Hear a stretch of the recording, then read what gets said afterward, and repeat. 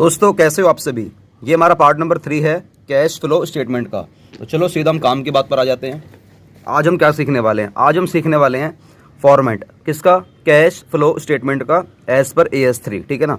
तो ये CBSE के नए सर्कुलर के हिसाब से है। दूसरी बात करते हैं वो ये कि ये जो हमारा आज का होने वाला मेथड, ये हमारा होने वाला है इनडायरेक्ट मेथड। सर अच्छा डायरेक्ट भी होता है क्या? हाँ डायरेक्ट होता है, लेकिन वो हुआ करता था, लेकिन अब नहीं होता। आप लोगों में मतलब जो CBSE के जो बच्चे हैं या जो भी क्लास के बच्चे हैं, उनको साफ साफ बोल दिया गया है कि आपको सिर्फ और सिर्फ कौन सा मेथड करना है, इनडायरेक्ट मेथड करना है। आपको डायरेक्ट मेथड करना ही नहीं है। क्या बात क्लियर होगी? ये सर बात क्लियर हो गई है। अब तुम्हें करना क्या है? अब देखो यहाँ पे लिखा हुआ है cash flow statement under direct method is not under the preview of existing syllabus. जो आपका डायरेक्ट मेथड है ना, वो नॉट इन सिलेबस है। नॉट इन सिलेबस मतलब आपके सिलेबस में है ही नहीं। अब बात करते हैं इनडायरेक्ट मेथड से कि कैश फ्लो स्टेटमेंट हम लोग बनाते किस तरीके से हैं। देखो मैंने आपको सिखाया था, हमारी इसमें 3 एक्टिविटी होती हैं। पहली कौन सी है? Cash flow from operating activity. उसके बाद आएगी आपकी B cash flow from investing activity. फिर आएगी आपकी 3rd नंबर की cash flow from financing activity. अभी आपको ना तो इन्वेस्टिंग से मतलब है ना फाइनेंसिंग से मतलब है, आपको मतलब है तो सिर्फ किससे? ऑपरेटिंग एक्टिविटी से। और लास्ट में हमारा एक आता है कैलकुलेशन ऑफ NPBT मतलब नेट प्रॉफिट बिफोर टैक्स। और मैंने आपको लास्ट वाली वीडियो में सिखा दिया था कि हम किस तरीके से NPBT निकालते हैं, बहुत सिंपल तरीके से। तो लास्ट वाली वीडियो को जरूर देख लेना, ठीक है। तो आप लोगों ने सीख लिया होगा ये किस तरीके से निकालते हैं, क्योंकि अगर आप लोगों ने ये सीखा नहीं होगा तो फिर आप लोग क्वेश्चन की शुरुआत नहीं कर पाओगे। अच्छा सर कैसे? क्योंकि देखो सबसे पहले वाले पॉइंट में क्या लिखा हुआ है यहाँ पर, cash flow from operating activity में क्या लिखा हुआ है? Net profit before tax, C note number 1। मतलब सबसे पहले आपको यही निकालना पड़ेगा। और क्वेश्चन में ना आपको गिवन नहीं होता, वो तो आपका लक अगर बहुत अच्छा हुआ तो आपको ये गिवन होगा NPBT। अगर आपको ये गिवन नहीं होगा तो आपको कैलकुलेट करना पड़ता है। सर कैलकुलेट कैसे करते हैं? कैलकुलेट इस तरीके से करते हैं, और इसके लिए मैंने आप लोगों के लिए लास्ट वाली वीडियो में पार्ट नंबर 2 बना रखा है, जाकर आप इसको आराम से चेकआउट कर सकते हो। तो चलो मैं मान के चलूंगा कि आप लोगों ने 2nd वीडियो देख ली होगी और आप लोगों ने ये सीख लिया होगा कि हम लोग NPBT कैसे निकालते हैं। अब उसके बाद आपने मान लीजिए निकाल लिया। अब उसके बाद क्या करना है? आपको ये वाला ट्रीटमेंट करना है, ये वाला इतना बड़ा आपको ये ट्रीटमेंट सीखना है। ये अब एक तरीका तो ये है, मेरे भी ट्रिक्स है कि किस तरीके से आप लोग उसको एक ही बार में समझ सकते हो। ट्रिक है, लेकिन ट्रिक आपको बाद में बताऊंगा, पहले आपको समझाऊंगा कि ये चीज़ें होती कैसे हैं, ठीक है। आपको उसके बाद क्या लाइन लिखनी है? आपने पहले निकाल दिया NPBT, आपको उसके बाद एक लाइन लिखनी है, सुंदर सी लाइन लिखनी है, adjustments for non cash and non operating items. Adjustments for non cash and non operating items, आपको ये लाइन लिखनी ही लिखनी है। लिखनी ही लिखने मतलब ये कि लिखनी ही लिखनी है। उसके बाद ये कुछ आइटम्स हैं जो कि यहाँ पर ऐड हो रखी हैं, और ये कुछ आइटम्स हैं यहाँ पर कुछ लेस हो रखी हैं। उसके बाद आपका क्या निकल कर आएगा? Operating profit before working capital change. क्या निकल कर आएगा? Operating profit before working capital change. ये आपका निकल कर आ जाएगा, ये वाला अमाउंट। उसके बाद भी क्वेश्चन खत्म नहीं होगा। उसके बाद आपको फिर कुछ ऐड करना होगा, कुछ लेस करना होगा। फिर आपको एक सुंदर सी लाइन लिखनी है। क्या लाइन लिखनी है? Cash generated from operations. क्या लिखनी है? Cash generated from operations. उसके बाद आपको लेस कर देना इनकम टैक्स पेड या नेट ऑफ टैक्स रिफंड।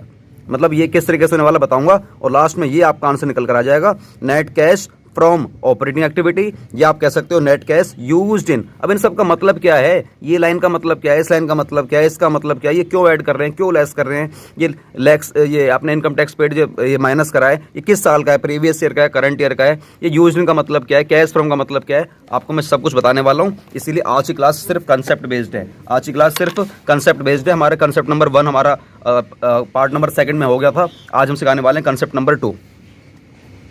तो लिखिए कंसेप्ट नंबर 2। हालांकि जो मैं लिखवाने वाला हूँ वो मैं इसी वाली बुक में से देखकर लिखवाने वाला हूँ, ठीक है ना। और देखने का मतलब ये नहीं कि मतलब देखकर, ये समझाते हुए कि वो होने वाला यहीं से। अगर आप लोगों के पास DK गोयल की बुक है तो डिट्टो एग्जैक्ट आपको ये लिखवाने वाला हूँ। तो आप लोग वैसे चाहो तो पेपर में कह दिया, कॉपी में आप लोग लिख सकते हो मेरे साथ साथ, ठीक है। Yes sir. तो पहले आप लोग मेरे साथ साथ आप लोग एक चीज़ लिखिए। 11th क्लास में आप लोगों ने सीखा था। सर क्या सीखा था? हम लोगों ने पढ़ाई नहीं करी थी। अरे कोई बात नहीं, मैं दोबारा सिखाऊंगा। सोल प्रोप्राइटर मतलब जिस बिजनेस का अकेला मालिक सिंगल हुआ करता था, तो वो अपना प्रॉफिट एंड लॉस अकाउंट किस तरीके से बनाया करता था? मुझे वो बताओ बस। वो अपना प्रॉफिट एंड लॉस अकाउंट किस तरीके से बनाया करता था? सर वो अपना पहले लिखता था बाय ग्रॉस प्रॉफिट लिखा करता था। मान लीजिए मैं कह रहा हूँ 5,000 रुपये बाय ग्रॉस प्रॉफिट। उसने मान लीजिए कमाया 5,000 रुपये, उसने कमाया, मान लीजिए उसने कितने रुपये कमाए? 5,000 रुपये। उसके बाद कुछ खर्चे आया करते थे, कुछ फ़ायदे आया करते थे। खर्चे में से डेबिट, फ़ायदे में से क्रेडिट। खर्चों में मान लीजिए उसने इलेक्ट्रिसिटी एक्सपेंस पे कर दिया होगा, इलेक्ट्रिसिटी का एक्सपेंस पे कर दिया होगा 500 रुपये का, ऐसा मान के चल लेते हैं। उसने अपना रेंट दे दिया होगा, मान के चलते हैं 200 रुपये का। उसने सैलरी वगैरह दे दी होगी, मान के चलते हैं 300 रुपये की, ठीक है ना। ये कुछ उसने खर्चे कर दिए होंगे, अभी देखना खर्चे और होने वाले हैं। जैसे कि मान लीजिए उसने डेप्रिसिएशन वगैरह अपनी असेट्स वगैरह पे लगा दिया होगा, डेप्रिसिएशन वगैरह लगा दिया होगा, चलो 500 मान लेते हैं, ठीक है। उसके बाद मान लेते हैं उसका कुछ लॉस हो गया होगा, उसका कुछ loss on sale of machine वगैरह, उसकी कुछ लॉस वगैरह हो गया होगा, मान लेते हैं 1000 रुपये का। उसने कुछ इंटरेस्ट वगैरह पे कर दिया होगा, उसने कुछ इंटरेस्ट वगैरह पेड कर दिया होगा, मान लेते हैं 1000 रुपये का, और चलो इतना ही मान लेते हैं, ठीक है। उसके बाद यहाँ पर इनकम में मान लेते हैं कि उसको कहीं से कमीशन मिल गया होगा, ठीक है, मान लेते हैं 500 रुपये का। उसको कहीं से मान लीजिए मिल गया होगा, डिविडेंड मिल गया होगा, मान लेते हैं 500 रुपये का। उसको कहीं से, जैसे यहाँ पे लॉस हुआ था, चलो यहाँ पर गेन मान लेते हैं। मान लो यहाँ पर गेन ऑन सेल ऑफ मान लीजिए फर्नीचर, उसको हो गया होगा 1000 रुपये का, ऐसा कुछ मान लेते हैं, ठीक है। अब ये सब करने के बाद आपका जो ग्रॉस प्रॉफिट है 5000, 7,000 ये निकल कर आ रहा है, 7,000 रुपये और 7,000, और ये आ रहा है आपका, सॉल्व करोगे 500, 200, 300 और 500, 1000 और 1000, ये आएगा आपका नेट प्रॉफिट निकल कर आ जाएगा दोस्तों आपका।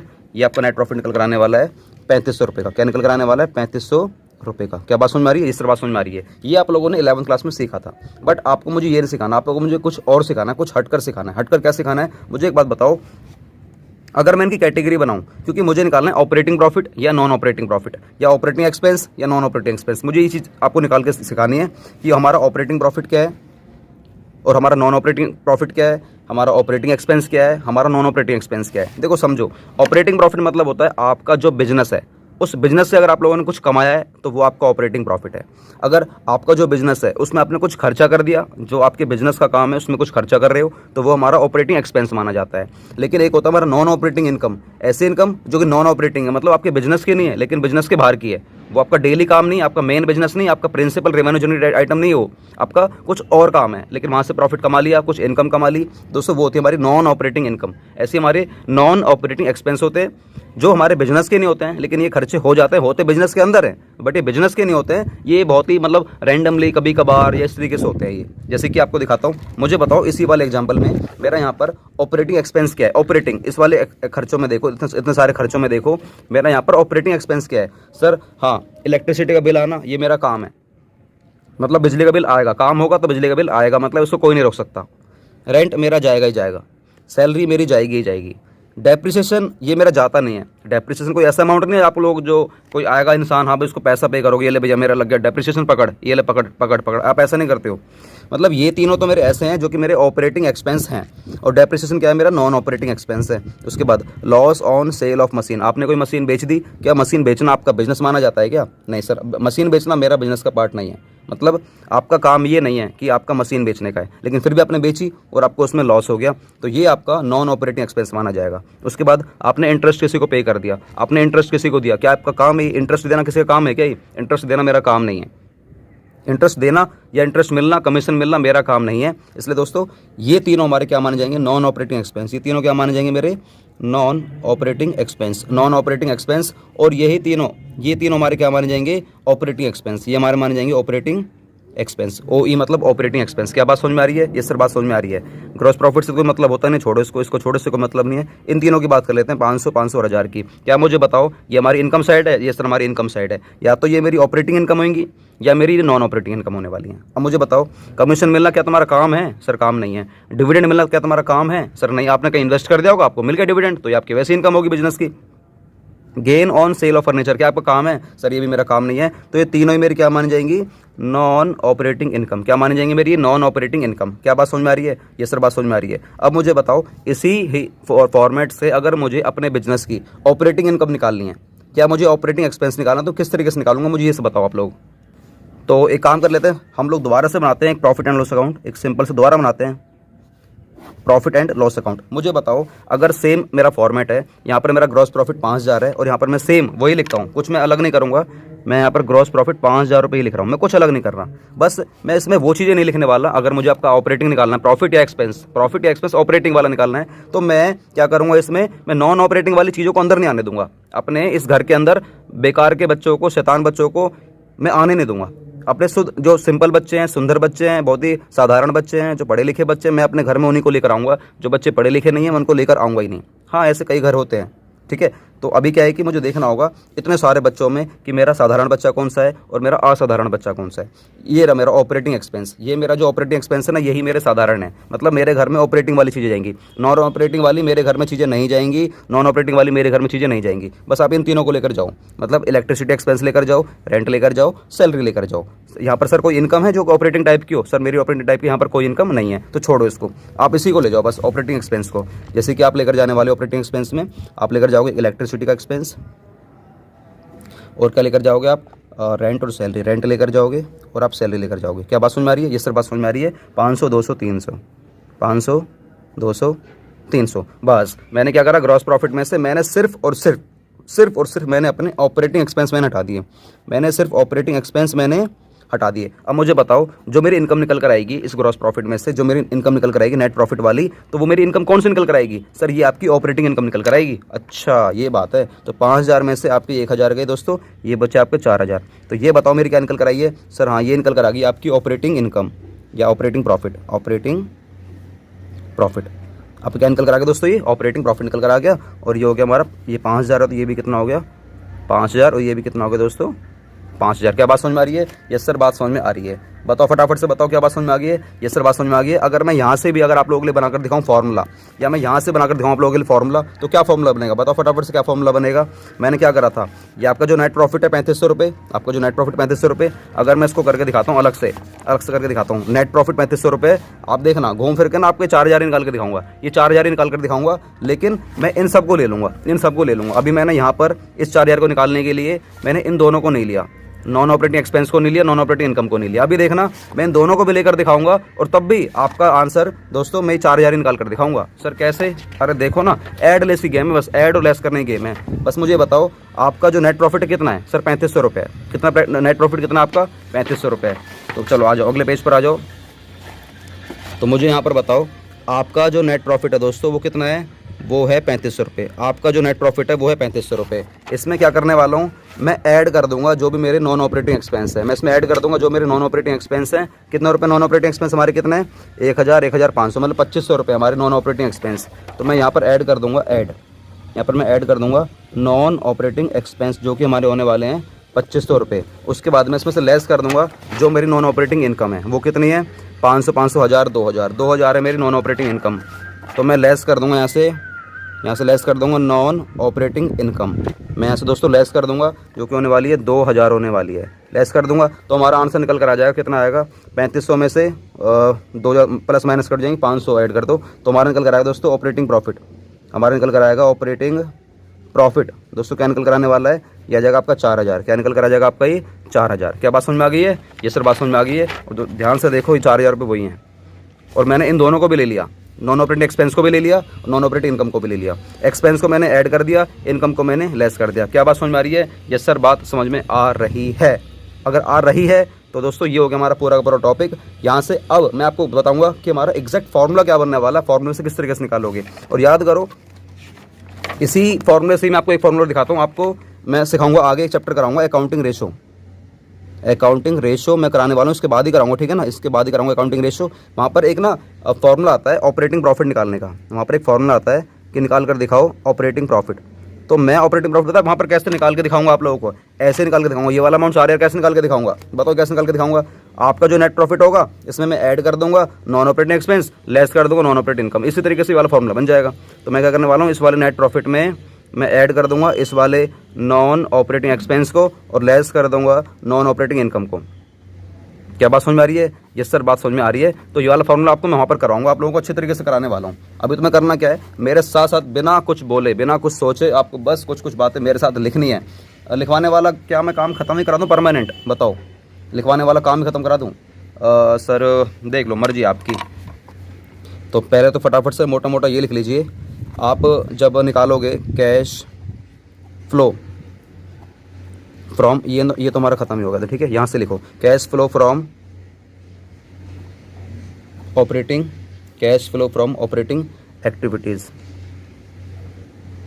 हम जब ये निकालेंगे तो दोस्तों इसको निकालने के दो तरीके हो सकते हैं, cash flow from operating activity, इसको मैं शॉर्ट में कहूँगा CFOA। क्या क्या कहने वाला हूँ मैं? CFOA, CFOA, cash flow from operating activity short में, ताकि मैं बार बार लिखूंगा तो थोड़ी दिक्कत होने वाली है मुझे, क्योंकि ऐसे टाइम वेस्ट हो जाता है और आप लोगों ने वैसे ही आधे घंटे की वीडियो मांगी अब, ठीक है ना। तो मैं CFOA लिखने वाला हूँ, आप लोग पेपर में नहीं लिखोगे। तो CFOA निकालने के दो तरीके हो सकते हैं हमारे, एक होता है हमारा डायरेक्ट मेथड, एक होता है हमारा इनडायरेक्ट मेथड। दोस्तों बताओ कौन कौन से मेथड होते हैं? एक होता है हमारा डायरेक्ट मेथड, एक होता है हमारा इनडायरेक्ट मेथड। ये वाला जो डायरेक्ट मेथड है ये आपका सिलेबस का पार्ट नहीं है और ये आपका सिलेबस का पार्ट है, तो मुझे ये वाला आपको मेथड सिखाना है, इनडायरेक्ट मेथड। क्या बात समझ में आ रही है? आपको ये सीखना है और आपको ये नहीं सीखना, ये आपको नहीं सीखना। मैं नहीं तो कौन, इनडायरेक्ट मेथड, ठीक है। मैं नहीं तो कौन, इनडायरेक्ट मेथड है। बाय डिफॉल्ट यही माना जाएगा, मतलब क्वेश्चन बोले चाहे नहीं बोले आपको हमेशा इसी वाले मेथड से क्वेश्चन करके दिखाना है, इनडायरेक्ट मेथड से करके दिखाना है, ठीक है ना। ये बाय डिफॉल्ट ये माना जाएगा, लिख लो आप यहाँ पर बाय डिफॉल्ट। ये नहीं बोलेगा क्वेश्चन आपको कि डायरेक्ट से करो डायरेक्ट से करो, आपको ये मान लेना कि आपको इनडायरेक्ट से करके दिखाना है, ठीक है। अभी आपको इसके बाद मैं एक फॉर्मेट दिखाने वाला हूँ, फॉर्मेट बहुत ज़्यादा इंपॉर्टेंट फॉर्मेट है, लेकिन फॉर्मेट पे जाने से पहले आप लोगों को एक बात बोलना चाहता हूँ, वो ये कि दोस्तों आप लोग मुझे फटाफट से मेरे नंबर पर 8447704343 इस पर मुझे व्हाट्सएप पर हाई करके भेज दो, फटाफट से मुझे हाई करके भेज दो। सर क्यों भेज दें? मैं आपको हमारे व्हाट्सएप ग्रुप में ऐड कर दूंगा दोस्तों, वहाँ पर मैं 1000 बच्चों को बिल्कुल फ्री पढ़ा रहा हूँ, 1000 बच्चों को बिल्कुल फ्री पढ़ा रहा हूँ। जल्दी से हमारे व्हाट्सएप ग्रुप में ऐड हो जाओ, बहुत सारे बच्चे ऐड होते जा रहे हैं। अगर ये ग्रुप गलती से फुल हो गया दोस्तों, फिर उसके बाद दोबारा से कभी ऐड नहीं करूँगा। और ये हर सीज़न के लिए हमारे अलग अलग बैच होने वाले हैं, हर सीज़न के लिए अलग अलग बैच होने वाले हैं। आप नए सीज़न में आ जाओगे तो नया बैच बनाया जाएगा, नए सीज़न में आपको नया बैच बनाया जाएगा। हर साल आप 1000 बच्चों को दोस्तों फ्री पढ़ाऊंगा।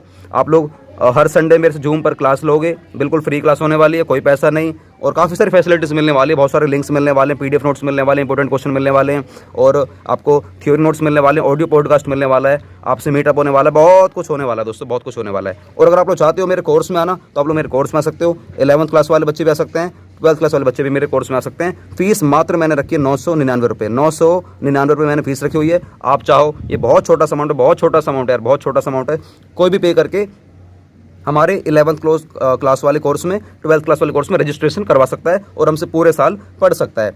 वैसे क्लास हमारी 6 मंथ के लिए होती है, 6 महीने के लिए होती हैं, लेकिन आप लोग कभी भी करवा लें रजिस्ट्रेशन, कभी भी। हमारे उस कोर्स की जो एंड डेट होने वाली है दोस्तों, वो होने वाली है 31 मार्च, जो भी आपका सीज़न होगा, 31 मार्च जो भी हमारा सीज़न होने वाला है, उसके बाद हमारा कोर्स एंड हो जाएगा, ठीक है। और आपके सामने जो एक QR कोड शो हो रहा है दोस्तों, इस QR कोड पर आप लोग मुझे पेमेंट कर सकते हो। सर क्यों पेमेंट करें यार? छोटी सी मेरी फाउंडेशन है, विनोद सिंगला फाउंडेशन। इसमें दोस्तों मैं हर साल 100 बच्चों को फ्री ऑफ कॉस्ट पढ़ाता हूँ, फेस टू फेस 100 बच्चों को, जो बच्चे गरीब घर के होते हैं। तो इन बच्चों को पढ़ाने के लिए यार मुझे एक जगह लेनी पड़ती है, वहाँ का मुझे रेंट बियर करना पड़ता है, इलेक्ट्रिसिटी का बिल मुझे बियर करना पड़ता है, और भी काफ़ी सारे अदर एक्सपेंस हमारे हो जाते हैं, तो यार ये बियर करने पड़ता है मुझे। तो यार अगर आप लोग सपोर्ट करोगे तो इन बच्चों को पढ़ाने में ना मतलब थोड़ी सी मतलब मुझे ना सपोर्ट मिलेगा। बाकी अगर आप लोग सपोर्ट नहीं करोगे तो ये बच्चे ना थोड़े से कम रह जाते हैं, क्योंकि मेरे पास छोटी सी जगह है, फिर उसी जगह में पढ़ाना पड़ता है मेरे को। तो कहने का मतलब है कि आप लोग इस QR कोड पर जो भी आपकी श्रद्धा है, आप लोग मुझे पेमेंट करके इन बच्चों को सपोर्ट कर सकते हो, ठीक है गाइस। तो चलो हम थोड़ा सा आगे चलते हैं। अब आप लोग मेरे साथ साथ लिखो, फटाफट से बात लिखो भाई। अभी हमारा कंसेप्ट नंबर 2 ही चल रहा था ना, तो कंसेप्ट नंबर 2 में एक बात लिखो। हम लोग निकालना चाहते हैं, हम निकालना चाहते हैं, हम लोग निकालना चाहते हैं। सर क्या निकालना चाहते हैं? हम निकालना चाहते हैं, पहले आपको पता होना चाहिए हम लोग निकालना क्या चाहते हैं। हम निकालना चाहते हैं ये, बस आज इस पर काम करने वाले हैं, operating profit before working capital change. बस मैं आपको ना यही बातें लिखवाने वाला हूँ जो यहाँ पर लिखी हुई है, सेम डिट्टो सेम ये लिखवा दूंगा। हाँ कुछ चीज़ें इसमें कम है, कुछ चीज़ ज़्यादा है, मैं अपने हिसाब से भी लिखवाऊंगा, तो आपको लिखना है मेरे साथ साथ। तो पहले तो आप लोग एक काम कर लो, ये लाइन लिख लेना, NPBT लिख लेना। उसके बाद बस आपको ना डिट्टो यही चीज़, ditto same as it is यही लिखना है यार, ये निकालने के लिए, ठीक है ना। बस इतना ही करना है और हमारी वीडियो खत्म हो जाएगी। तो चलो मैं यहाँ से शुरुआत करूँगा और फिर मैं ये लिखवाऊंगा, ठीक है।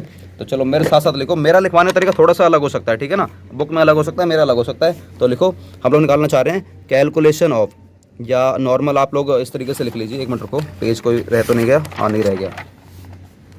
हम लोग निकालना चाह रहे हैं कैलकुलेशन ऑफ, हम लोग क्या निकालना चाह रहे हैं?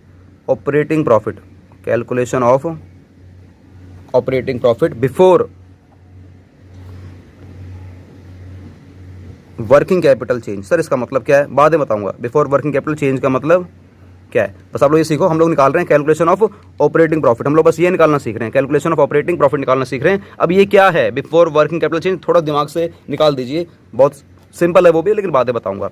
तो पहले काम करो, फटाफट से आप लोग मेरे साथ साथ लिखो, इसको मैं शॉर्ट में लिखने वाला हूँ, operating profit before working capital change, मतलब बिफोर वर्किंग कैपिटल चेंज। मैं OPBWCC लिखने वाला हूँ, ठीक है ना, शॉर्ट में। इतना लंबा लंबा नाम लिखूंगा नहीं, आने वाले टाइम में जब क्वेश्चन करवाऊंगा, ठीक है ना, तो इतना लंबा लंबा नाम लिखूंगा नहीं, तो आपको मेरी इन सब चीज़ों की ना आदत हो जानी चाहिए। तो चलो स्टार्ट करते हैं यहाँ से।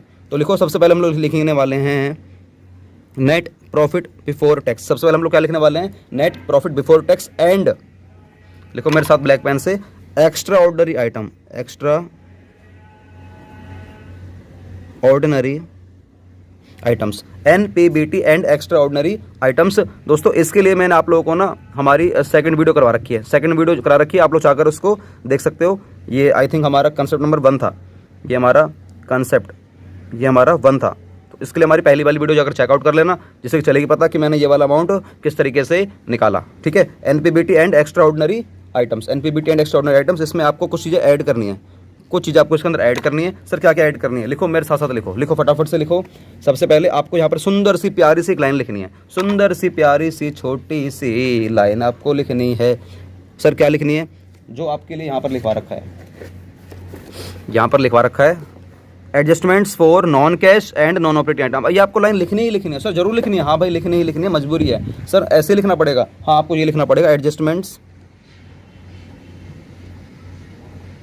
For non cash and non operating items. आपको यहाँ पर वो ही सारे आइटम लेकर आनी है जो नॉन कैश है। इसका एग्जांपल बस एक ही हो सकता है, डेप्रिसिएशन, ठीक है ना। और non operating items, non operating items में याद करो मैंने जो यहाँ पर करवाया है, यहाँ पर करवाया नॉन ऑपरेटिंग आइटम्स में। दोस्तों नॉन ऑपरेटिंग आइटम्स, उसने ये नहीं बोला खर्चा है फायदा, तो बस ये रही नॉन ऑपरेटिंग एक्सपेंस में मुझे ये लेकर आना है और मुझे इनकम ये लेकर आनी है। आपको इनसे मतलब नहीं है, ठीक है, आपको इन तीनों से मतलब है और इन तीनों से मतलब है। अब ये होने को ये 3 भी हो सकते हैं, 4 भी हो सकते हैं, 5 भी हो सकते हैं, 10 भी हो सकते हैं, 50 भी हो सकते हैं, ऐसे ये भी कई सारे हो सकते हैं। तो बस मुझे इन दोनों से मतलब है, मुझे इससे मतलब नहीं है भाई, मुझे यही तो निकालना है, इसे निकालने के लिए तो मैं इनका ट्रीटमेंट कर रहा हूँ। तो चलो आ जाओ अब सर पहले फटाफट से खर्चे लिखवा दो, फिर सारे फायदे लिखवा दो। भाई मैं ये ना कोई एग्जॉस्ट लिस्ट नहीं है कि इतने आइटम आने वाली हैं, होने को कुछ भी हो सकता है, बट मैं ट्राई करूंगा कि जो चीज़ें लिखवाने वाला हूँ पेपर में ना इन्हीं में से पूछता है और कुछ नहीं आता है। अच्छा सर याद कर ले, हाँ इनको याद करना पड़ेगा आप लोगों को, समझना है तो समझ लो। लिखो पहले डेप्रिसिएशन, डेप्रिसिएशन, ठीक है। अगला लिखो interest paid, interest paid. Sir interest paid किस पे हो सकता है, इंटरेस्ट पेड आपकी कोई भी मतलब लाइबिलिटी, जैसे कि आपकी कोई लॉन्ग टर्म बोरोविंग है, आपकी कोई शॉर्ट टर्म बोरोविंग है, मतलब आपने लंबे समय के लिए लोन ले रखा है, छोटे समय के लिए लोन ले रखा है, आपका कोई बैंक ओवरड्राफ्ट है, आपका बैंक ओडी है, या आपका कोई कैश क्रेडिट है, आपका कोई कैश क्रेडिट है, आपका इन चारों में से कुछ भी हो सकता है। Interest paid on long term borrowing, short term borrowing, bank overdraft और कैश क्रेडिट, याद रखोगे। Yes sir. उसके बाद थोड़ा सा आगे चलो, और इसमें आप चाहो तो कुछ भी ले सकते हो। लॉन्ग टर्म बोरोविंग में एग्जांपल में डेबेंचर, ठीक है ना। शॉर्ट टर्म बोरोविंग एग्जांपल में कोई लोन, बैंक ओवरड्राफ्ट मतलब बैंक ओवरड्राफ्ट ही है, कैश क्रेडिट मतलब बैंक से थोड़ा सा एक्सेस पैसा ले लेना होता है। उसके बाद अगला लिखो intangible assets, intangible assets return of. क्या, इंटेंजिबल असेट्स रिटर्न ऑफ, उनकी वैल्यू कम होगी, इंटेंजिबल एसेट्स की कोई वैल्यू कम होगी। अब इसके अंदर भी काफ़ी सारे आप लोगों की आइटम आ सकती हैं, जैसे कि आप इसमें लिख सकते हो, ब्लैक पेन कहाँ है, ये रहा, गुडविल आ सकता है, पेटेंट आ सकता है, ट्रेडमार्क आ सकता है, कोई फार्मूला आ सकता है। दोस्तों ये goodwill, patent, trademark, formula etcetera, इतने सारी चीज़ों में अगर आपको लग रहा है कि इनकी वैल्यू कभी भी आपको लग रहा है कम हो रही है, तो मैं इन सब चीज़ को यहाँ पर रिकॉर्ड कर लूँगा। याद रखोगे, ये सर याद रखूँगा। उसके बाद लिखो, ब्लू पेन से लिखो, loss on sale of assets,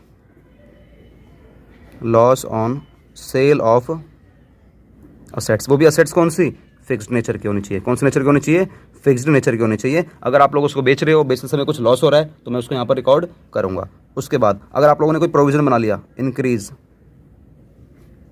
in provision, increase in provision for doubtful debts. Increase in provision for doubtful debts, दोस्तों ये आपको हमेशा लॉस माना जाता है, इसको भी मैं इसको रिकॉर्ड कर लूँगा, याद रखोगे ये सर, मैं इसको भी रिकॉर्ड कर लूँगा। उसके बाद आप लोग लिखो और प्रीलिमिनरी एक्सपेंस, प्रीलिमिनरी एक्सपेंस, अगर कोई मेरा प्रीलिमिनरी एक्सपेंस है दोस्तों, मैं उसको भी यहाँ पर रिकॉर्ड कर लूँगा। उसके बाद और लिखो मेरे साथ साथ, discount on issue of shares, discount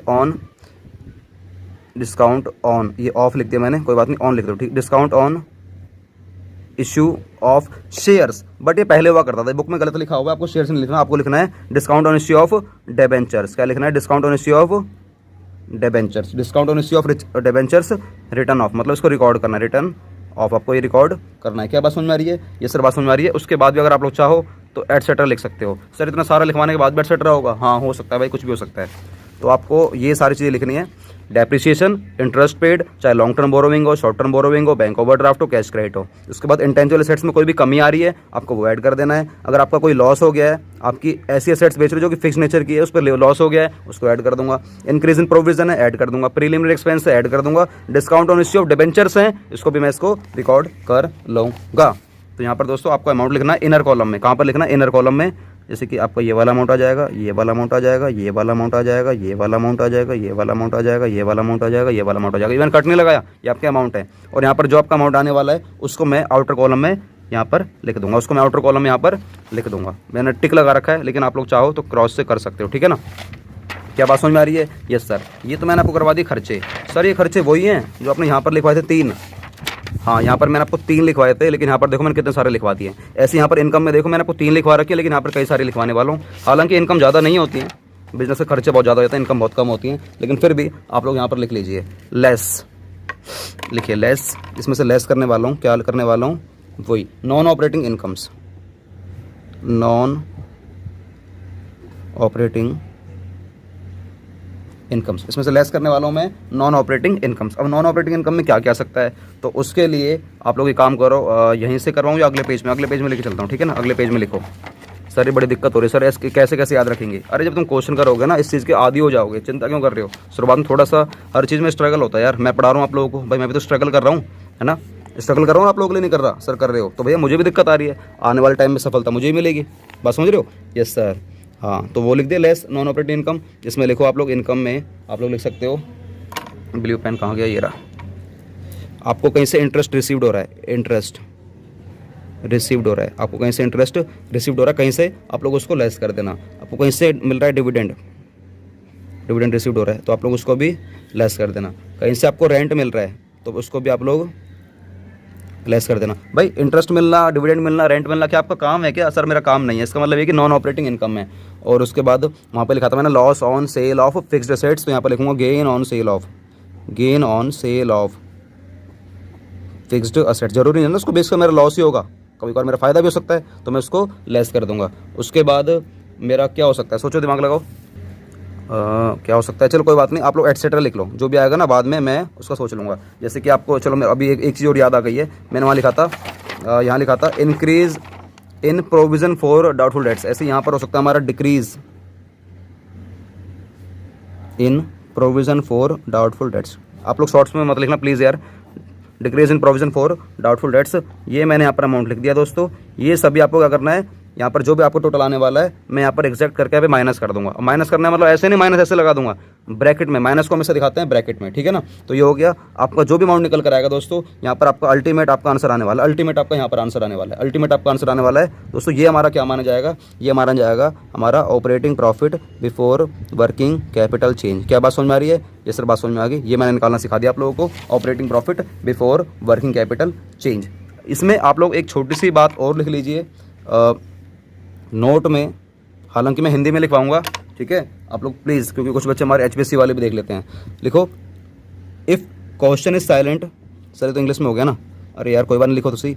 if question is silent, अगर क्वेश्चन बिल्कुल चुप है, कुछ नहीं बोल रहा, तो फिर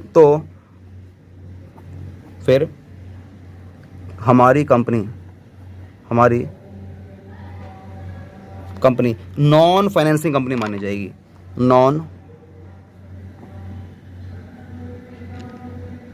फाइनेंसिंग कंपनी। हमारी कंपनी कौन सी मानी जाएगी? नॉन फाइनेंसिंग कंपनी मानी जाएगी।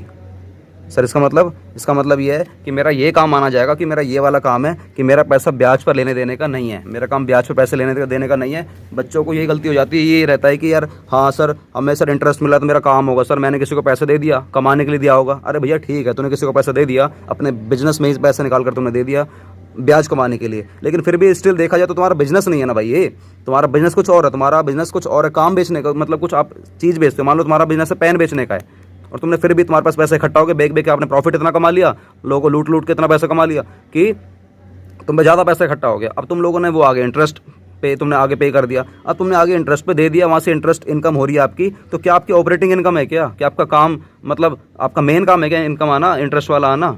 सर मेन काम नहीं है, इसलिए मेरे को यहाँ से हटाना पड़ेगा और ये माना जाएगा कि मेरा इंटरेस्ट आना या मेरा इंटरेस्ट जाना ये मेरी नॉन फाइनेंसिंग कंपनी का है। अनलेस क्वेश्चन ये ना बोल दे कि हाँ कि मेरा बिजनेस ही फाइनेंस करने का है, जैसे कि मेरा ICICI बैंक है, HDFC बैंक है, मुथूट फाइनेंस है, ठीक है ना, बजाज फाइनेंस है, ये सभी पैसा लेने देने का काम करते हैं। तो जब तक ये क्वेश्चन नहीं बोलेगा तब तक ये क्वेश्चन में नहीं माना जाएगा। क्या बात समझ में आ गई है? ये सर बात समझ में आ गई है।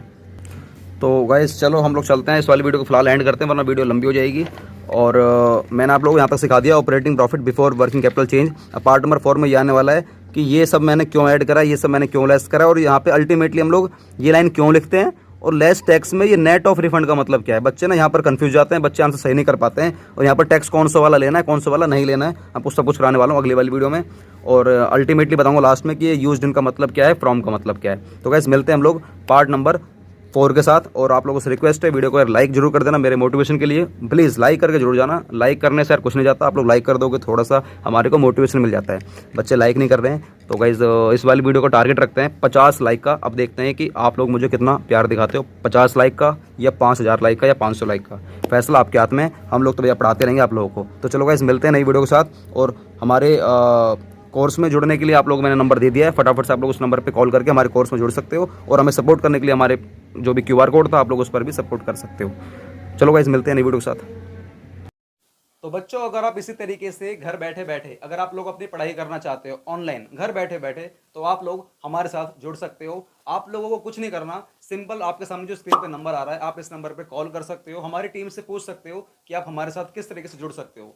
हम लोग क्लास 11th और क्लास 12th दोनों बच्चों को पढ़ाएंगे अलग अलग बैच में, और हमारे पास 3 सब्जेक्ट हैं, accountancy, business studies and economics. आपको तीनों में से जो भी पढ़ना है आप वो पढ़ सकते हो, हमारे साथ अपनी कॉमर्स की जर्नी को काफ़ी आगे लेकर जा सकते हो, और अपनी अकाउंटेंसी को, अपने बिजनेस स्टडीज को और इकोनॉमिक्स को काफ़ी अच्छे स्केल पे उसको मजबूत कर सकते हो, जिससे कि आने वाले टाइम में अगर आप लोग CA, CS या CMA या कोई भी प्रोफेशनल डिग्री या कोई भी आप डिग्री करना चाहते हो, कोई भी अगर आप ग्रेजुएशन वगैरह PG वगैरह कुछ भी करना चाहते हो, उसमें आपको ये वाली जो पढ़ाई है हम लोग जो कराएंगे आपको एडवांस लेवल की विद कंसेप्ट, आपको जो भी हम लोग पढ़ाने वाले हैं ये आपको हेल्प करेगा आपकी आगे वाली आने वाली जर्नी में। तो गाइस आपको सोचना किस बात का है, इस नंबर पे फटाफट से कॉल करिए और पूछिए कि हम किस तरीके से आपके साथ जुड़ सकते हैं और किस तरीके से आप अपनी जर्नी को काफ़ी आगे लेकर जा सकते हो। तो जल्दी से आप लोग इस दिए गए नंबर पे कॉल करिए और टीम से पूछिए किस तरह की क्या फीस है। हम लोगों ने आपके लिए फीस बहुत ही कम रखी हुई है, इतनी कम कि कोई भी बच्चा पढ़ पाएगा, पूरे भारत का कोई भी बच्चा पढ़ पाएगा और अपने अकाउंट्स की जर्नी को, अपनी कॉमर्स की जर्नी को काफ़ी आगे लेकर जा पाएगा।